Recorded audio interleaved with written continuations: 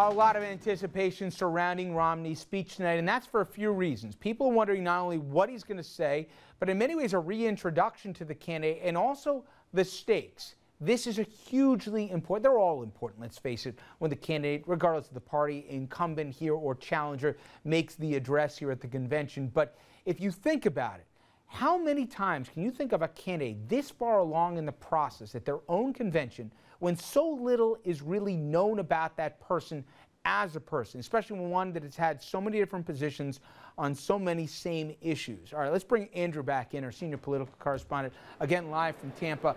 And Andrew, not even Republicans are united on how exactly Romney ought to use his prime time here to really make that final appeal here, directly at least, to the American public.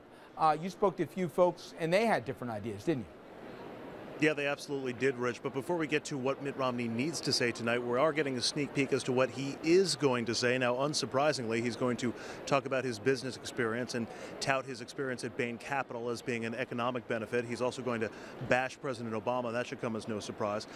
Two small surprises. One, he's apparently going to give his vision for what he thinks the U.S. role in the world should be. How much detail he gives remains to be seen. And he is also expected to talk a little bit about his faith, his Mormon faith, what it's meant in terms of his charity, and also, I would imagine, a nod to some of the evangelical voters out there, reminding them that, in fact, Mormonism is a Christian religion and trying to put some of their minds to ease. But as for what he needs to say, well, we spoke to two rising stars in the Republican Party, Florida Congressman Allen West and Massachusetts Senator Scott Brown. Here's what they had to say. What do you think voters need to hear from Mitt Romney tonight? They just need to hear his American story, his vision about what he wants to do to restore the American dream for every single American, man, woman, child, regardless of race, and also the, where he's going to take us as far as our future. And I think he needs to talk about, what we are voting for, because I think most people know what they're voting against, but he needs to make that case. Do you think he needs to make a personal connection, be more personable? This is so funny because, 4 years ago in 2008, we voted for a guy that no one knew who he was. And as a matter of fact, the president said, I'm just a blank slate. You can write upon me what you want. And now we're sitting around talking about who is Mitt Romney and where is he from? I mean, the world knows who Mitt Romney is. So let's not go down this path, because I think that's a distraction that some people are trying to set out there. We know enough about Mitt Romney. We knew nothing about the president. We couldn't even use his middle name back in 2008. Well, what do you think voters need to hear from Mitt Romney tonight? They need to know that there is hope, and there's a chance to change the way we're going in terms of our debt, our deficit, our taxes, spending, jobs, national security, energy, that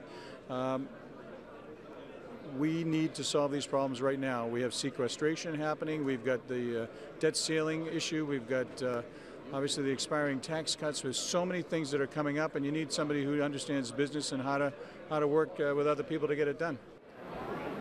Of course, substance is important when talking about the issues, but style is also critical, as you know, when a candidate is trying to connect with voters at home. And every Republican who I asked about whether Mitt Romney needs to connect with voters at home, needs to improve those likability numbers, everybody either said no, that the issues would carry the day, or simply gently tried to change the subject away from it. I think that's an area of concern here in Tampa tonight, and that's going to be one of the things that I'm focused on as I'm watching.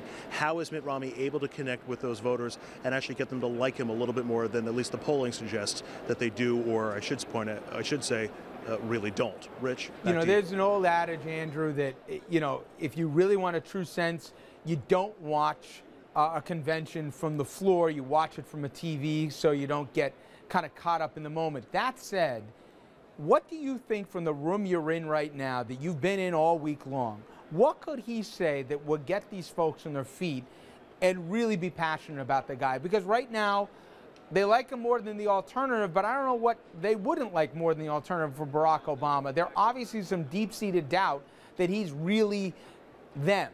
What could he say that could really get him over?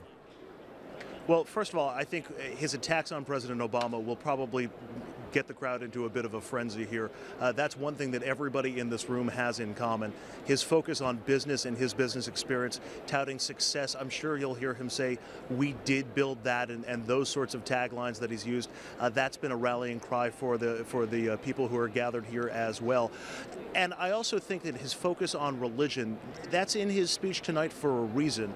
And I think that's going to be a unifying force here as well. This is, as you mentioned earlier, Rich, very much a base election, not a lot of voters left in the middle. I expect this to be a rather partisan appeal to the base Republican voters and even evangelical voters to make sure they get out to the polls in November and to try to put him over the top. Rich? All right, Andrew, good enough. Dominic, I asked you the same question, but from the perspective of watching at home.